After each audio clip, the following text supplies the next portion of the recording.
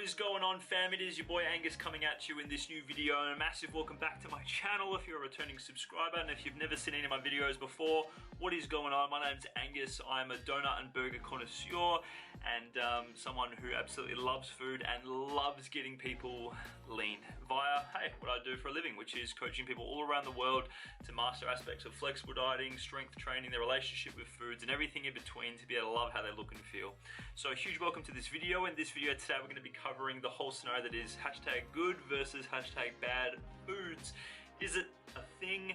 And basically the context around it all so that you can improve how you associate to food. And as a result of that, well, naturally, your results and yeah, just achieve food normalcy. So we're going to get stuck into some pretty sick content, some examples, and yeah, let's get stuck into the content.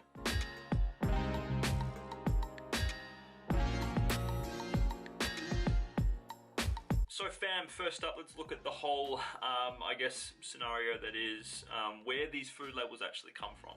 So similar to just like how there's buzzwords in the dieting and the health and fitness industry, there's things like, you know, clean, there's things like super, there's things like natural, there's things like, you know what I mean? Like you've been around for probably a while, you'll know this stuff, you know, based on just like any time you go to the shops, right? And obviously if you go online and you search anything like this is the sort of stuff that we see in this day and age. And the reason why there is buzzwords such as this is to basically, well, it's companies using words like this to target your insecurities and the stuff that you think is legit to be able to get healthier and lose fat. And that's them basically marketing to, well, yeah, in essence, like your insecurities there or your personal beliefs around food to get you to buy their shit, essentially, right? Whereas if you literally jump onto Google and do a Google search for the term good foods, it's not going to come up with anything, right? Even if I do it now and if I type in on my laptop, good foods, it doesn't come up with a legitimate definition, right? And if you do a search for bad food, right, you'll essentially be met with a shitload of stuff where it will classify bad food as stuff that is unhealthy, right? With a list of stuff like sugary drinks, pizzas, white bread, fruit juice, sweetened cereals, anything that's fried, pastries, cookies, cakes, and chocolate, right? Which is interesting because I don't know about you, but if you ever jump onto one of the actual food labels or nutritional packaging of any of those foods, you will not see anywhere that it says that it is bad or unhealthy, right? So let's say, for example, do this with a couple of real-time examples, right? Let's look at this bag of Reese's peanut butter cups. Really, the only word for it is... We all love Reese's. It's available all around the world, not just in America. Obviously, these are peanut butter cups containing a small amount of peanut butter, covered in chocolate, encased in some wrapping, and obviously you eat it, right? So per serving, which is 3 miniature peanut butter cups, these aren't the big ones, right? Per serving, which is 3 of them, it contains 130 calories, 3 grams of saturated fat, 80 milligrams of sodium, 14 grams of sugar.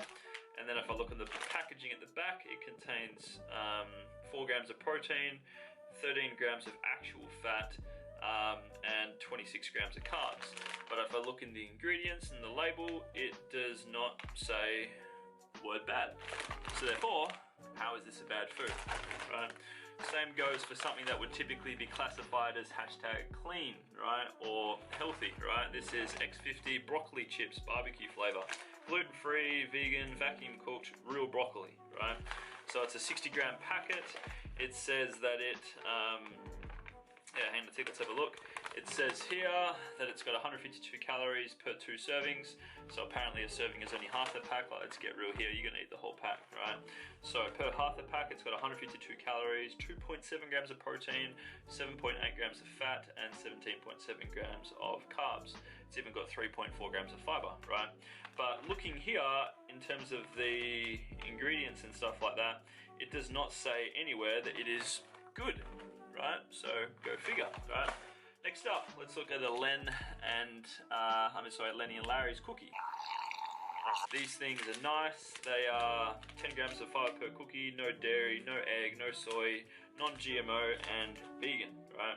So 16 grams of protein per cookie.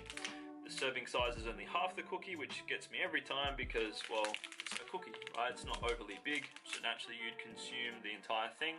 But per half the cookie, it contains 7 grams of fat, 31 grams of carbs, 8 grams of protein, and yeah, 5 grams of dietary fiber per half cookie. But in no way does it say, in terms of the ingredients here, that it is good or that it is bad. Yeah, so go figure. Next up, we have a box of Pop-Tarts. This flavor here I got sent from a American client of mine, because we don't actually have the s'mores flavor here in Australia. We've just got the boring chocolate ones and strawberry ones and stuff. But this one here, it basically says obviously the ingredients. It's got a whole heap of stuff, right? It says that per serving, which is basically one pastry, per serving it contains 837 kilojoules, which I'm not going to bother working out what that is in calories, but roughly divided by 4, so about 200-ish calories, 3 grams of protein, 5 grams of fat, 36 grams of carbs, and 19 grams of sugar. But in no way can I see anywhere here that it says that it is bad. So go figure, right? And then next up we have a table of 20 mini rice cakes. I got these from Woolies in the hashtag health aisle, right? So it's gluten-free, whole grain goodness, 100% natural, Belgian chocolate, fructose friendly. Obviously says, or made Kate Weiss, who's the founder of the Table of Plenty, says a bit about why these are cool. So per serving, which is like there's 4 servings per pack in this. This has got 68 calories per serving, less than a gram of protein, 2.9 grams of fat, 9.3 grams of carbs, and half a gram of dietary fiber, 3.6 grams of sugar. But in no way does it actually say that it is good. It just says how many calories per cake, which is 17, and this other shit, right? So once again, like none of these foods you can see have actually got a label on them that says whether it is good or bad. And same applies to obviously when we're buying produce, right? It's, well, an actual occurring food, therefore we'd associate to it as being good.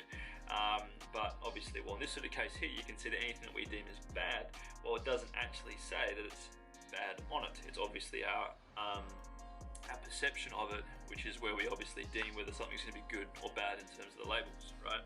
So in terms of this, what we're going to do now is we're going to go into the next part of the video, where I'm actually going to go into some actual depth in terms of a different way you can approach looking at food, so that you don't continue to, well, see it in a good and bad light, and naturally build a far better relationship with food in terms of becoming homies with it, and yeah, loving it in terms of across the board.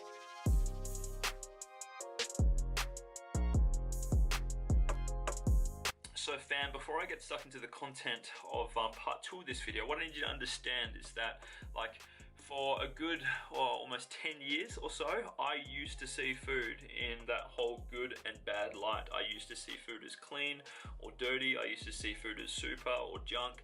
Like, I had the shittest relationship with food, and as a result of this, basically what happened is that I would grind hard with trying to stick to only eating that hashtag clean, hashtag good food, right?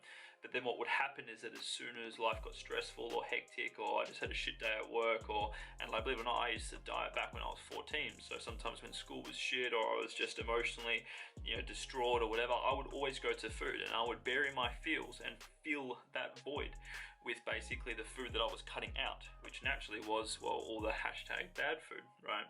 And what you need to realize is that this sort of thinking in terms of seeing food as good and bad and having these negative labels around it, right, will over time contribute to developing a disordered relationship with food, or eating disorder as it's technically known as, right? Meaning that if you're trying to get lean and if you're trying to build great health and all this sort of stuff, well, why are you doing it in a restrictive way? You need to kind of ask yourself that, right? So something that I actually personally teach my clients, and this is something that will hopefully be of value to you just through watching this video, is rather than seeing food as good and bad or clean and junk and just having this very rigid sort of mentality around how you perceive it, right? What I encourage instead is to rather get rid of all of that and just move forward instead into seeing food.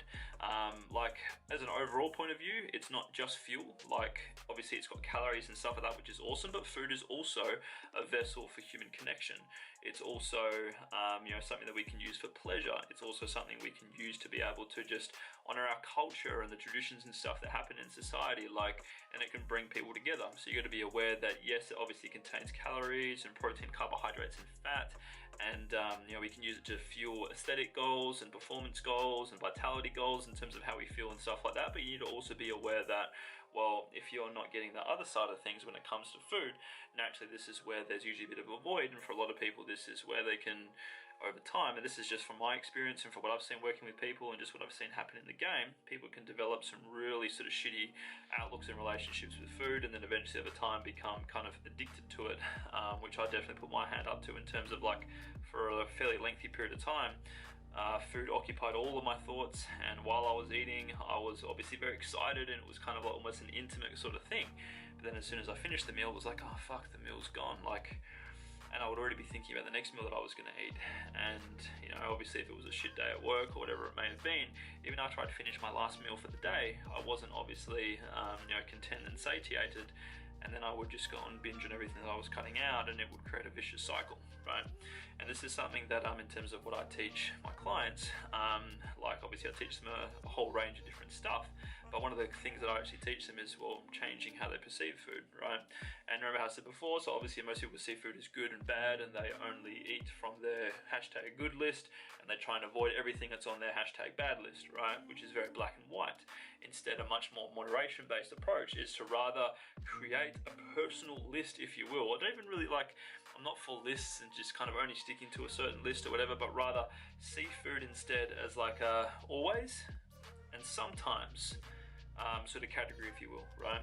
So in other words, where it's like, irrespective of what your goals are, you will always be able to eat X, Y, A, B, C foods, right?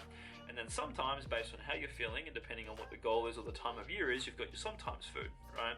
So always foods could be things like, well, anything that makes you feel good and that's nutrient dense and contains a wide array of macronutrients and fiber, and it just brings you vitality, and you know, that you really enjoy eating, right?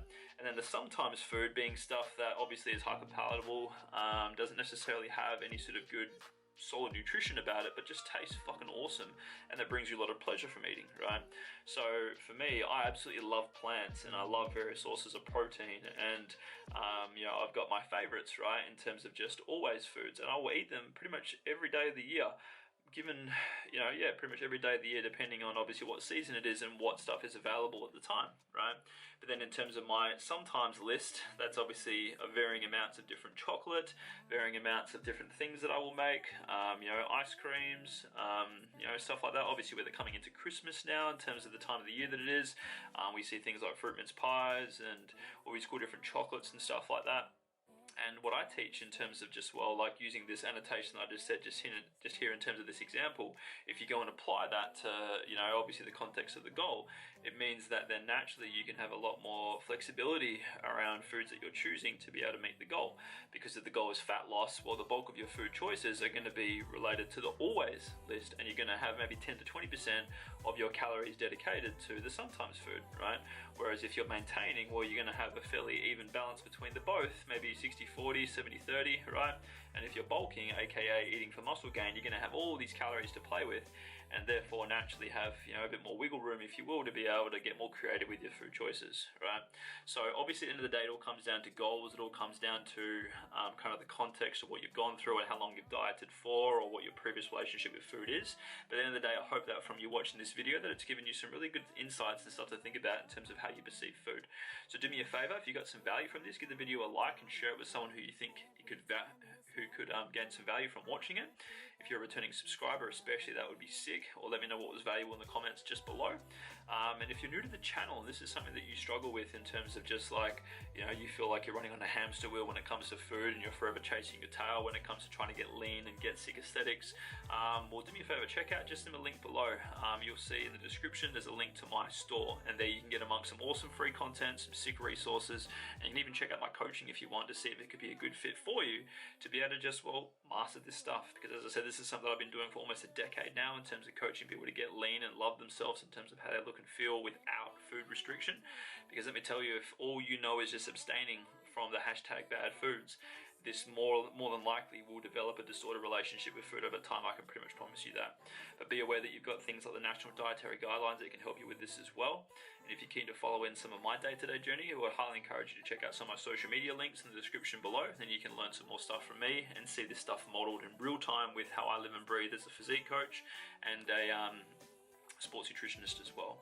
So big love, thanks for watching, and I'll see you next time in the YouTube world. Peace out.